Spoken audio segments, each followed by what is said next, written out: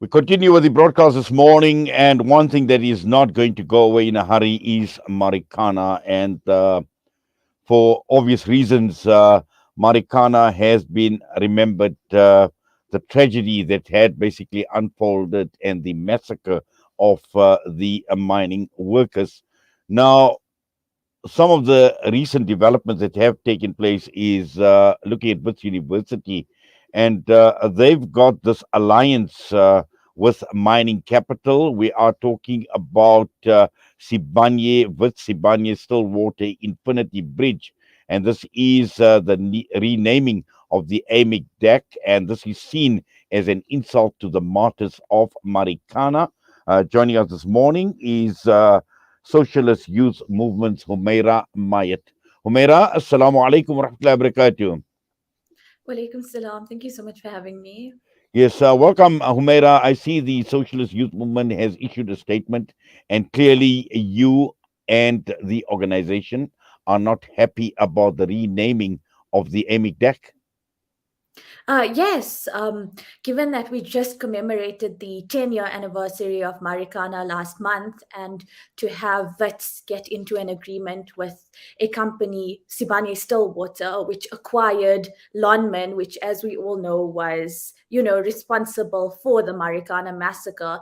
And just to reiterate, Sibanye-Stillwater did really nothing to wash their hands clean of the legacy of Marikana. So we have to emphasize that in so doing, Wits is really corroborating with the specific company which perpetrated the Marikana massacre itself.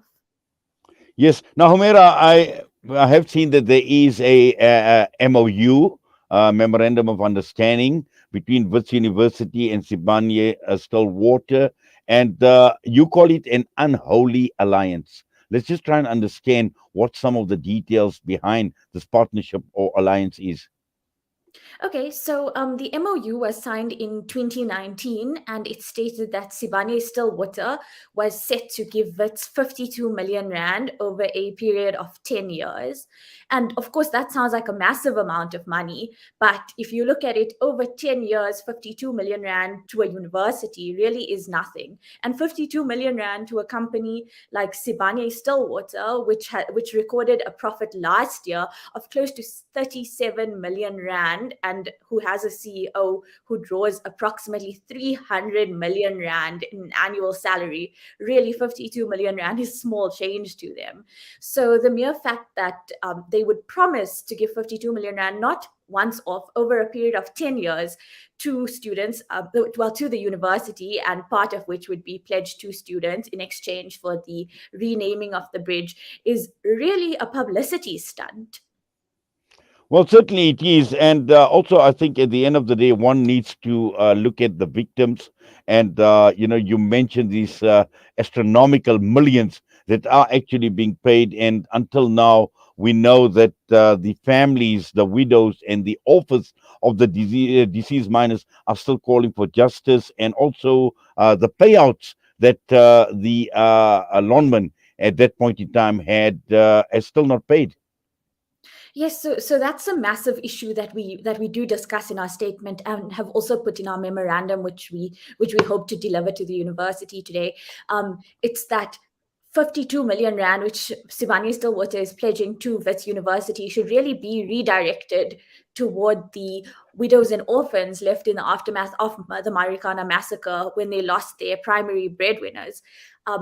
So, given that it's been 10 years since the massacre, and Lonman, or well, now Sibanye-Stillwater, who acquired Lonman, has not paid adequate compensation to the widows and orphans of Marikana, is really something so shocking and abhorrent, something that we as the Socialist Youth Movement find really, really, really deplorable in the current economic and political climate. So we state that the 52 million rand should be redirected toward them, and in that way, at least they can receive some sort of compensation.